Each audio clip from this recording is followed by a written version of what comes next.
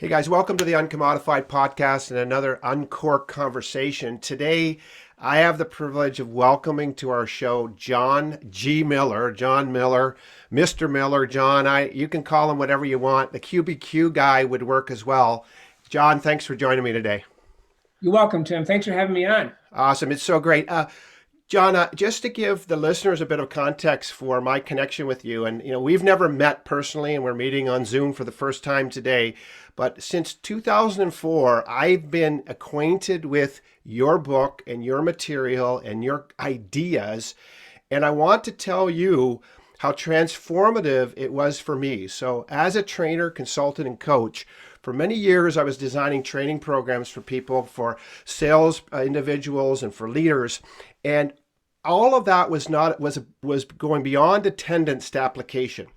And what I discovered a secret one day when somebody introduced me to this idea, this book called the QBQ, and I started facilitating your experience with the people I was working with. And before every program starts since 2004, I bolted on the QBQ experience to the beginning as a foundation. And here's what I found from a data perspective. When we charted people's ability to integrate and adopt learning and take responsibility for their own learning, we saw around a 22.5% increase in people's ability to choose to activate the ideas we were talking about, because we bolted that learning onto an idea that they were responsible for their own learning. I couldn't make them learn. I could help them. I could set the environment, but they were 100% responsible for their learning. And so it began to transform the results that I was seeing with my customers and my clients. And it was a powerful thing. And since 2004, every time I've done a training experience, I've brought people into this world and said, you're accountable for your own learning. And that is the power that I want to introduce my audience today, my listeners today. And John, you may not even remember, back in 2008, I approached you and said, John, I'm going to go and do some charity work in Africa, and I'm going to be training government leaders. And I asked permission to use your material. You graciously granted that to me. And over a 2-year period, I trained over 150 Mozambican and Zimbabwean government leaders in the core principle of personal accountability for their own results and outcomes, their own lives, and for their society. And it was a powerful, powerful experience. And so as we start, John, I want to say on behalf of myself, my clients over the years, those government leaders, thank you, sir, for discovering your passion and your mission and making your laser focus to make sure people understand the value of these principles. Thanks, John, so much. Well, you're welcome, Tim, and we're glad to have you on the team. You're a licensed QBQ distributor with the privilege and the right to use our material, and we're just proud to have you on the team for years now. Well, I really appreciate that. And I know that, you have spent your whole life really figuring out and understanding your clear mission. And your clear mission is helping organizations and, maybe more appropriately people, because organizations don't do much, but people make personal accountability a core value in their life. And you're an author, you're a speaker, you obviously are a phenomenal businessman. You've written a bunch of books, the QBQ, Flipping the Switch, outstanding, the QBQ workbook. I happen to have some of those right here, That's right. You have them right by your side. And by the way, I have them too. I just can't reach them right now. I'll be out of camera. But lots of books that John's written. You can find all those books at qbq.com. For those of you who want to hunt John down, he lives in Denver, Colorado with his wife Karen, 6 daughters, a son, a plethora of pets, and a bunch of other things. And they have 12 grandchildren. I think you have 12 grandchildren, John? Yes, and we have one on the way. So lucky number 13 is coming in June. Oh my gosh. I feel so small. I have 2. So, I don't even feel adequate to have the grandparent conversation. Good for you. Good for Yeah, you. fair enough. And the other thing is, and what I love, John, is that you're a holistic person. It's not all about business for you. And I know that you've recently completed a 5-year stint on a board of directors of an organization in Denver where you live, the Denver Rescue Mission, which is all about feeding homeless people and understanding that, we live a privileged life, John, you and I. And not everybody has that life. And I've been involved in those causes before as well. And so it's awesome. And as every great conversation for me starts off, we kick it off with a drink, because when you drink together, there's something that happens. And so It's about 10:54 my time in the morning, 8:54 for you. We'll do coffee. All right, we'll do coffee. All right, I'm gonna have a coffee. What kind of coffee do you like, John? Just dark, just Mm, a dark roast. I don't there you like go. that mellow stuff, you know. Yeah, fair enough. I got a latte that I made myself with my Nespresso machine, so Ah, I'm I, good for I'm you. I'm good to go. All right, listen, let's kick this off because apparently a wise man told me that the best conversations kick off with a question because apparently the Oh, answers are in the questions. that is This is good. what a wise man once told me, and so we're going to use a series of questions to unlock our conversation, as every great conversation does, whether you have it with yourself or you have it with somebody else. It's questions that drive that. And so I've got a question first about this sense of mission for you. So, when did you start getting a sense that this idea of personal accountability was your mission? I mean, I don't know, maybe you were born with it, maybe you found along the way, but how did you get a sense this was your mission, and when did you first get a sense it was calling to you and this is what you needed to be about? Well, let's go back to the beginning. I came out of Cornell University in 1980 in Ithaca, New York. I married my 19-year-old girlfriend. I was 22. We're still married, more than 40 years now, and went off with a big company. Moved out to the Midwestern United States, Minnesota, out to Montana, Missouri, back to Minnesota. After 5 years of sitting at a desk with 5 years experience of having managers who were, I would say, the polite way of putting it, untrained, I decided after 5 years I wasn't having fun. I wasn't good at sitting at a desk 8 to 5. Something frustrated me about the way I was being managed or led.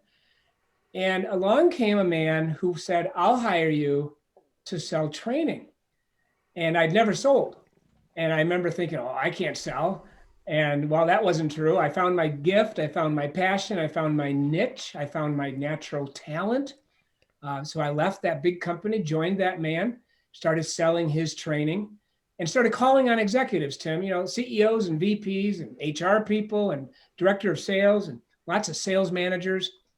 And I started conducting 2-day workshops using my mentor's material, and sat there and worked with clients for the next 9.5, almost 10 years.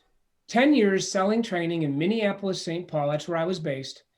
And as we were raising kids, I was out every day making sales calls. I was calling on the phone, setting up appointments, emotionally hard work. Yeah.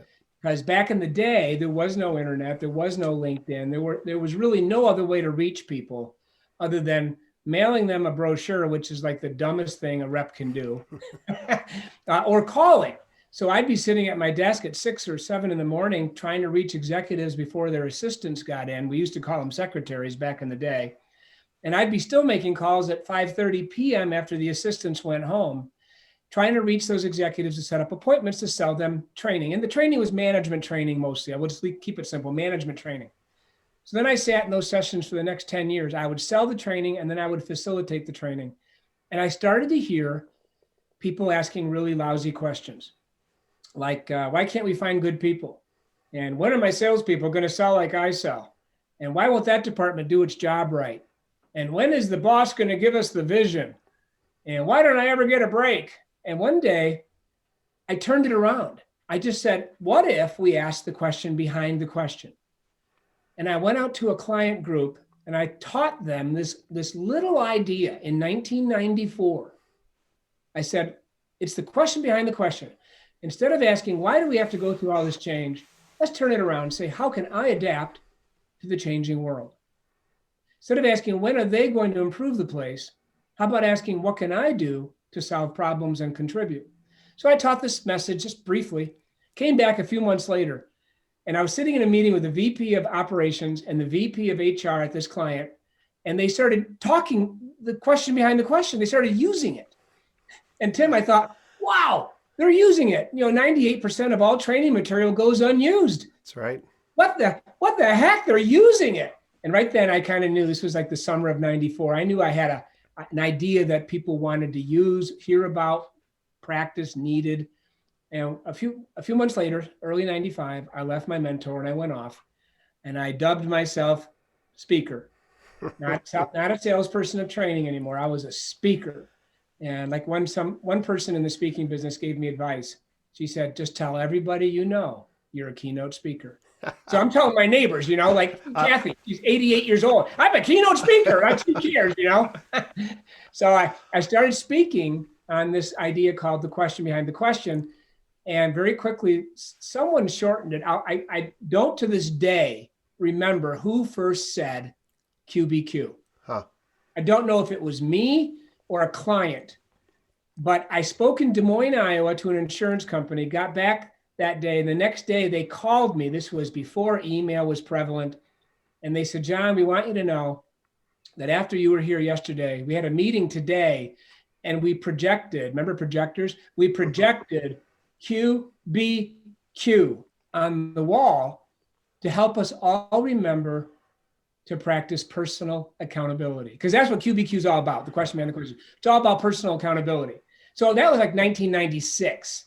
And right then I knew, oops, nothing like dropping stuff during an interview. Huh? No problem. As long as it wasn't your coffee, it's no, okay. It wasn't the coffee, just my own books. Fair enough. Fair enough. But it was then I knew I had something that stuck with people. So since the mid 90s, I've been out speaking on QBQ and personal accountability, and wrote my first book in 98. And of course, I wanted to own the niche, the market. The last thing I felt the market needed was another book on leadership. Yeah. There's a billion books on leadership. I wanted to write a book and own that space of personal accountability. So the first book we ever published was titled Personal Accountability, Powerful and Practical Ideas for You and Your Organization. You can still find it on Amazon. Wow. And then a few years later, the Who Moved My Cheese phenomenon hit, Tim. And everybody wanted a book that you could read in 22 minutes. Made me mad. People would come up and say, have you read Who Moved My Cheese? Took me 20 minutes. And I'm thinking, was that your goal, to finish the book quickly? But I finally gave in. And around 2001, we rewrote the original book, Personal Accountability, and we called it QBQ. In fact, it was my wife's idea. She said, you should just call it what it is, QBQ, what you're teaching. Just call it QBQ. So that's when the first edition came out a long time ago. Now that makes it sound old, but I'm going to defend something right here. There's nothing more timeless than the message of personal accountability.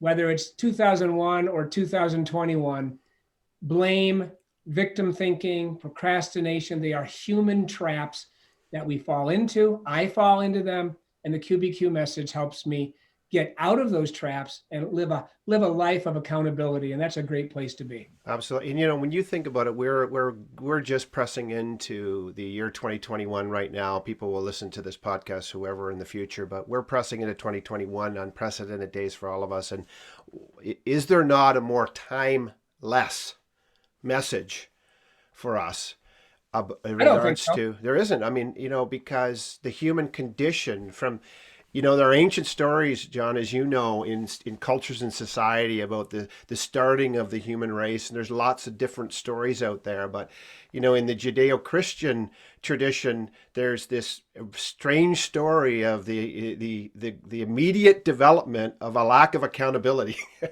It impregnated in that story where, again, some of our listeners may or may not believe that story. They may believe it to be true or a fable. It really doesn't matter to me how they approach it. But according to that idea, when the first failure happens, there's a lack of accountability and blame happens and stuff happens. And so that story tells us from the very moment of time, this is the struggle of the human heart, which when confronted, when I mess up and screw it up, it's really hard. I remember my son when he was 3 years old. I have an older daughter she was 3 years older than him, so she was 6. And my son was crayoning with marker on my brand new, beautiful maple chest that I bought. And we didn't have a lot of money, so it was really precious to us. And he was coloring all over it with a marker. And I came in and I came behind him, I tapped him on the shoulder and I said, Chris, what are you doing? And he said, I didn't do it, Melissa did. And I'm like, Melissa's not here, dude. Like, you got the marker. No, Melissa did it. I gotta tell you, you know our daughter Kristen. Yeah. She's the oldest of our 7 children. She's 38 now. She's been with me on the QBQ team since 2008. Holy moly, 13 years she's been with us, out speaking on QBQ. She's in the training product that you use with your clients. Yep. Well, when she was about 20 months, she took a crayon and drew all over the wall of our house in St. Louis, Missouri. And my wife, we believe in strong parenting. And so my wife gave that 20-month-old kid, who was quite articulate and walking, of course, gave her a sponge and helped her wipe it off the wall. That's accountability. That's accountability, and absolutely. And so, listen, as we go through here today, I just want to remind my listeners, listen, if you have never brailled these books out, if you don't have them, if you haven't, you got to get a hold of them, because there is no, in my opinion, there is no more important message for our day and time and for us than this message, because it is timeless for us, and it speaks into the most critical piece of the human psyche. So let me ask you, when you think in general, John, about personal accountability, why is it so crucial for people to understand and practice this in their lives, in their world, in their everyday world they live in? Well, we could go a lot of directions with that, Tim. You said it. When you teach a group personal accountability in QBQ, that opens their minds to a lot of things. Because you see, one of the wrong questions, as you know, is, when is someone going to train me? See, whine. That's victim thinking. Whine. That's procrastination. Whine. Oh yeah, like I'm gonna take my God-given talents and bury them in the backyard under a bushel basket and wait for my manager to find them. No. That's my job to develop my natural talents. So I need to own my own learning. I spoke for NBC Universal in the Rockefeller Plaza a few years ago in Manhattan. And that was quite fun, like on the 23rd floor of all the marketing people of NBC Universal. And I said somewhere in there, we shouldn't ask, when is someone going to train me? We should always ask, what can I do to develop myself? That's a QBQ, the question behind the question. And when I was all done, this HR person, now at the time I was in my late 50s, she was probably 33, and she came up and said, wow, that is exactly what we're now teaching our people. I said, what's that? She said, own your career. And I would never say anything negative to a client, Tim, you know that. But I'm thinking, well, we've been out teaching that for 25 years. My career, my development, my learning, my growth, everything about me is what I need to own. I need to own my life. So personal accountability is important, because if I don't decide to own my results, my thinking, my emotions, my actions, my learning, my growth, blah, blah, blah, we could go on and on. If I don't make that decision, it is a decision to own it, then I will point fingers, and I will not grow, and I will be a complainer, and that's contagious, and that brings down the team. I'll be a whiner. I'll procrastinate. I'll say, well, when they take action, I'll take action, which is absolutely backwards to success. So until I make that decision to own my life, Tim, and then bring personal accountability in, and then figure out how to do it. Mm-hmm. And that's really the beauty of QBQ, is it shows us how to practice personal accountability. See, what you don't want to do if you're a manager, leader, parent, is tell people to be accountable. That's right. Tim, you need to be more accountable. I don't like your attitude. You need to be more responsible. People go, oh, okay, how do I do it? Well, QBQ shows them exactly how on a daily basis to practice personal accountability. So back to the original thought, if I don't make that decision to own my life, I'm not going anywhere. So if I want to really grow and learn and change and prosper and be outstanding, I better start owning my life, which means owning everything about my life. No more complaining, no more whining, no more blaming.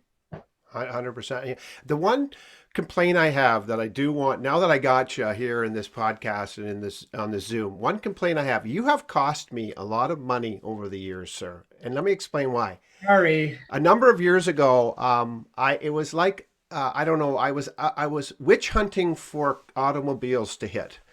And within a 2-week period, I backed up into a Lexus, a Mercedes, and an Audi.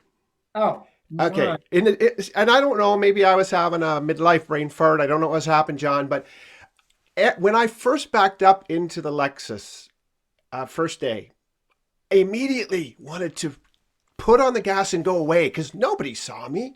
Right. I was in a parking lot. Nobody saw me.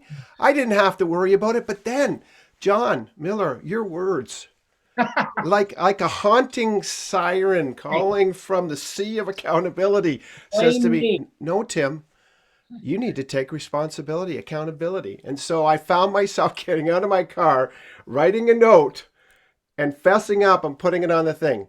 So that was number one. Then a week later, then I got the Mercedes. Then I got the BMW. And I tell you something, it was a very costly week. But here's what I've come to believe. Personal responsibility. There is a cost to owning your mistakes, but at the same time, the dividend that is paid by embracing responsibility is so empowering because if I embrace it when I fail and I embrace it when I succeed, I become the owner of my own destiny, the captain of my own ship. And that has been the most empowering and transformative thing. And by the way, it's been costly to my family, my kids. My daughter got in an accident one time, and I go up to her. We got there, she was safe, but I get up there, John, and they're putting her car on the tow truck. And as I get out, I hear the tow truck driver saying to her, "Whatever you do, don't tell them you were texting." And I went up to my daughter. She was about 19 at the time, and I just said to her, "Melissa, I'm glad you're safe. I really love you. You know what is right." Mm. And my daughter, 19 years old, owned it to the police officer, fessed up to what she did. The police officer went away for a long time and came back. And John, this was a poignant moment. And I tell this story to my clients about QBQ. The police officer comes back and says to her, "Melissa, I want to say something to you. Every week I deal with hundreds of people like yourself who find themselves in an accident, not on purpose," he said, "an accident." He Right. said, "But almost everybody lies to me." And he said to her, "Because you didn't lie to me, Yeah. I am going to charge you, but I'm going to charge you with a lesser charge. But I want to say thank you for Yeah. owning up to Yeah. what happened today." And I'll tell you something, the penny dropped. It was a powerful moment. And Mm. I knew for me that something had been transformed. Your ideas and principles, John, as you've been obedient to articulating that, have become ours and mine and our families, and it has changed our family. And I want to say, on behalf of the Windsor family, John Miller Thank and you. Karen and all your kids and everybody else, and Kristen, thank you so Karen. much for being obedient to following your mission, man, because not everybody does it. And not, and you found a way to make it work and make it your Yeah. life and everything. But John, I want to say, from the bottom of my heart, thank you so much. Welcome. And we didn't have any of this planned, but here's what you're doing with your children. 100%. You're raising accountable kids. Yeah. People talk to me all the time about, oh, there's no more personal accountability in the world. Well, okay, it starts in the family. 100%. It doesn't start with Donald Trump or Joe Biden or any Canadian leader. It Nope. starts in the family with mom and dad. So good for you. 100%. So again, this is why I was so jealous to have the opportunity to ask you to come on the show. And when you said yes, I appreciated it because you and I, again, this isn't rehearsed. We're just having this conversation between two guys, but you will never understand fully, John, how you have transformed our family. And not only that, as you've transformed thousands of families over the course of the years and businesses, all the customers I've touched and all of that. And so at the end of the day, after this long journey, how do you stay passionate still about this stuff? I mean, it's a long journey to stay on your game for this thing. Why is this such a passionate grab at your heart, John? Well, gee, Tim, I'm 62. What else am I going to do? You Well, I know, think Karen needs some help. I could change grandkid diapers all day. You could. Eight out of the 12 live within 10 miles of us, and trust me, they're always over here, and a lot of diapers are getting used. What else am I going to do? And I love it. I love the idea of personal accountability. I mean, since 1986, I have not worked for anyone. Hmm. And I just cannot imagine this. This is just me. This has nothing to do with you, the listener, the viewer. I can't imagine working for a boss anymore. I like being self-employed. I'm a risk taker. I'm an entrepreneurial. I have an entrepreneurial spirit. Hmm. My office, I'm standing in my office, but you know where I am 98% of the day? I'm down on the couch in the living room with my two pugs. We Hmm. just got a new puppy, a lot of training going on. And I'm on the internet. I'm on Facebook. We do a lot of things on the internet, but it's just such a wonderful lifestyle when you're self-employed and boy, I hate to say made it because we never arrive, but you Right. get to the point where you don't have to work anymore, but it's still fun to hear from people who say, I had never heard about the QBQ. My wife gave me the book last week. It's amazing. I've changed my thinking. Our marriage is better already. You start hearing these Yeah. things like you just said. So I'm passionate about it because one, it's needed. Two, it's fun to teach for me to teach. The three, I emotionally, not just legally, but emotionally own the QBQ. Yeah. I created it. I named it. I trademarked it. So it's mine. So the passion comes from an ownership that I created it. I've taught it for 20 years, and people are having their lives change from it. Wow. And one of the key principles, obviously, within this core material is this idea of ownership. And it's interesting the connection that you make between ownership and passion. And I would say to people who are listening, if you don't have enough passion in your life, maybe you don't have enough ownership. It's Yeah. funny in this real quickly in this book, Outstanding: Yeah. How to Build a Better Organization. There's a quote in there. One day I spoke for the U.S. Army, and they were housing some Air Force people. So Army, Air Force in the same complex. As the Army fellow was taking me back to the airport after I spoke for the Army people, I said, do you think that the Air Force people would be interested in the QBQ? And he said, probably not. I said, why not? He said, because we just used it. Then he went on and he made this statement, and I put it in the book, the Outstanding book. We only own that which we create. Hmm. So there's a real tie-in to creating something and owning it. Yes. It's like your firstborn child, all your children. You'll never have such love for anything or anybody as you do for your kids. And I just love the QBQ, but more importantly, it's fun to hear people say it changed their life. That's awesome.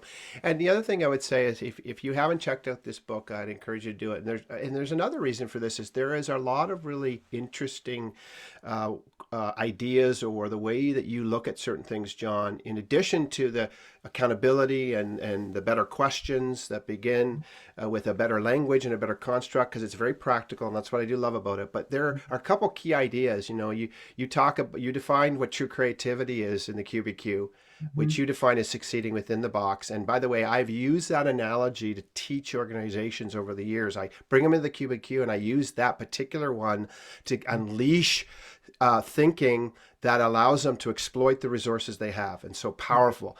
In addition, you have that little story about, and you talk about flying the plane differently, and that story you tell. And I've created a structure for a lot of companies I work with where we talk about their organization like that plane and owning their seat and flying it differently in time. And again, just these things have been so powerful for me, and I've been able to catalyze these ideas for the sake of my customers, and more importantly, for the sake of people. I recently developed some training where we use the QBQ books, and what we do is we introduce them to them, we buy them, they buy them, they read them, and we talk about them. And in a video I just shot for a promo of that at a company, I said, look, here's what my belief: the company doesn't exist.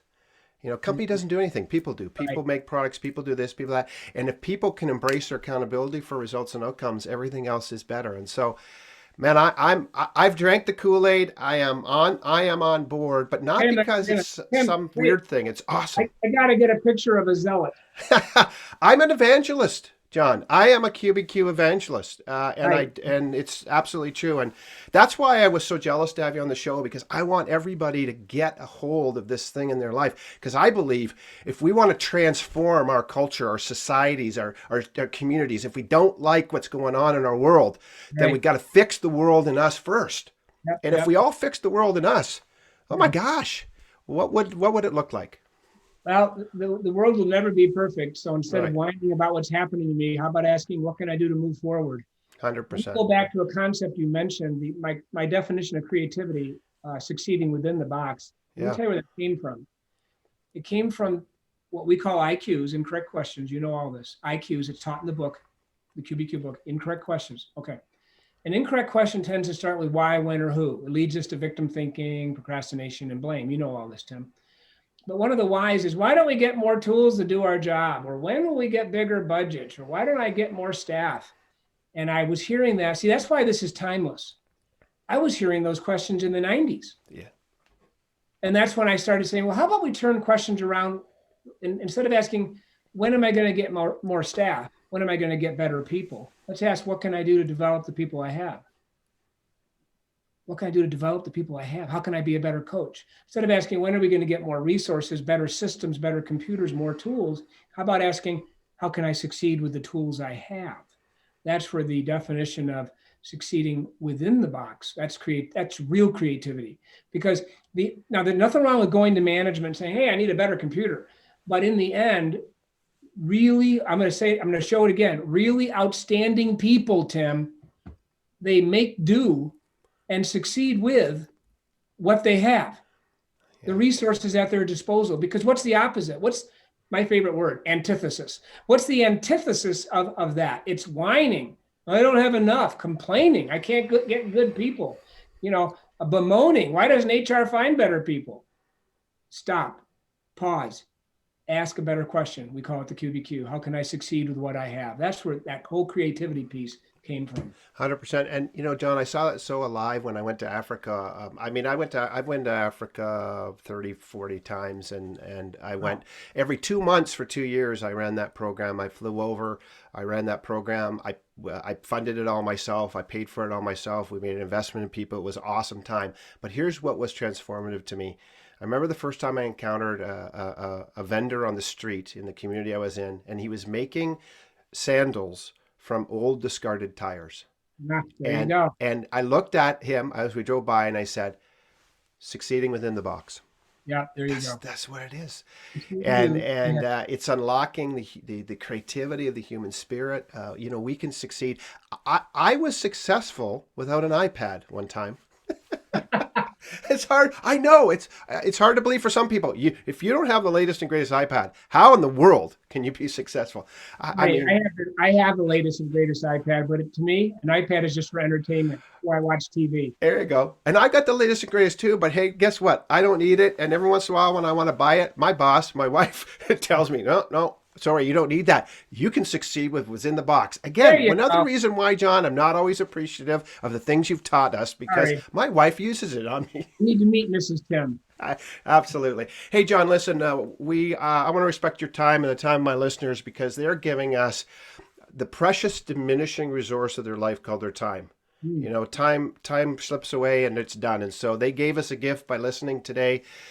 As we finish up, I've got a question and then an opportunity for you. And here's the question. This podcast for me and this journey is all about this idea of uncommodifying, of taking something that's readily available everywhere, looks the same, smells the same, and making it different, or bringing out its uniqueness, because I believe that is the state we were created in as humans, uniquely us. And over time, we conform and things happen.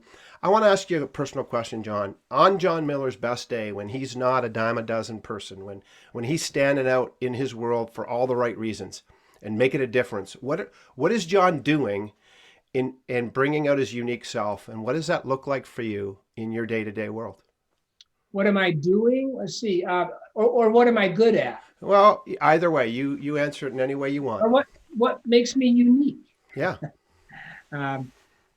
My mentor had this ability, and I actually do believe I have it. His ability was and he used to say this, to reduce the seemingly complex to the simple. And I think I have that ability. Either I learned it from him, or it's God-given, or from my dad. My dad was a pastor for 40 years, Christian pastor, and wrestling coach at Cornell for 25 years. And he was very much a storyteller and a teacher. And he taught principles. I look back at my life growing up with my father, and he was a principle-based teacher as a father. Really good parents are good teachers. I don't mean in the classic public education sense. I mean in the child's life. They're always teaching. Yeah. My dad taught fundamental principles. And then I joined a man, my mentor, for 10 years, who taught fundamental principles, and he could reduce the complex to the simple. Well, I think I have that ability. So when family members come to me, and we have these 7 grown kids now, ages 38 down to 21, same wife, and they come to me with problems and questions, I'm able to help them take all the clutter and throw it away and get down to that very fundamental truth or solution or reason. And often it does come right back to stop the whining, no blaming, you could have done this earlier. I could have said that before. There's always a way to look at what could I have done differently and help them solve a problem. So on my best day, I am able to see with clarity how a fundamental or simple principle, and that's redundant, most principles are simple, can solve a problem. John, and I want to say, first of all, if you've heard John say that, that's a great litmus test. I believe you are uncommodifying yourself when you're doing that. I did a series of podcasts recently where I identified, after researching people for 30 years and culling together that research, I began to challenge myself. What were the common denominators among these people who stood out to me and were uncommodified? And one of them, of those 12, of what I would call highly inspiring and influential people, was being plain spoken. And it was Right. all about this idea of taking the complex and reducing it to its place in which people can fully understand it. I'm going to show you two things here. The QBQ book again, which I know we've shown, and the Yep. Flipping the Switch book, which is the companion book to QBQ. Yeah. The reason I mention these both is years ago I had one of our readers took these two books, Flipping the Switch and QBQ, and they ran them probably through some web test for vocabulary. And they came back to me and they said, "You realize you write and speak at the 9th grade level." And they meant that as a compliment. And I said, "Thank you." Yeah. Because the cool thing about QBQ and Flipping the Switch, cool, sound like I'm 12 again. But the really groovy thing about this material, It's super neato. it's super neato, right? Here's the key though, really, Tim, I mean this. It's not beneath the CEO. Yeah. And it's not above the receptionist. Yeah. Anybody can read QBQ. Anybody can read Flipping the Switch. And it just speaks plainly on how to live a better life through getting rid of that blame and that victim thinking. 100%, and I love it. So, listen, as we wrap up, John, I'm going to give you a final opportunity to either encourage or challenge our listeners. Those people who have given us their time today, they're here for a reason. I think there's certain destiny in these conversations. So, John, what do you want to say to them as we finish up? What challenge or encouragement would you give them? This is simple. I don't know if you know Dave Ramsey, the radio host in Nashville, Tennessee, but Dave found QBQ years ago and decided to make it his first required book for his staff. Now his organization is huge, probably 1,000 people, I don't know. And he had me on the radio show like 13 times, but Tim, who's counting? I am. You might be. I am. So the reason I mentioned that, Dave Ramsey loves QBQ because here's the key. He knows you can't get out of debt, you can't manage your money, you can't succeed in life without a base of personal accountability. Okay. So over the years, as Dave has had me on his radio program, he's often said, "John, what's the number one takeaway from QBQ for most people?" And I always say this: I can only change me. Stop trying to fix your wife. Stop trying to tell your adult son how to live. Stop wishing for a better boss. Stop complaining about your staff. Look in the mirror and say, what can I do to improve John Miller today? What can I do to move forward? What can John Miller do to contribute?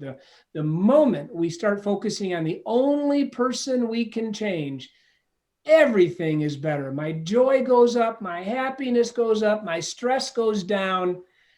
Good stuff. I can only change me. Never forget that. Absolutely. And I'm going to let that stand on its own as our finishing. Listen, thanks so much for your time today, guys. As you think about these things, as you pick up these challenges, as you focus your attention of change on yourself, I have a request of you. As you work this out, do me a favor. Email me at tim@theuncommodified.com or come on social media and let John and I know how you're distilling and uncorking and pushing all this out into your real life. If it doesn't get out of your head and into your feet and your hands and into your real life, it's meaningless. So that's my opportunity for you today. Let's take responsibilities. Let's take accountability for our lives, for our societies, for the places we want to be different, and let's be the difference that we want to see. Thank you so much for joining us today.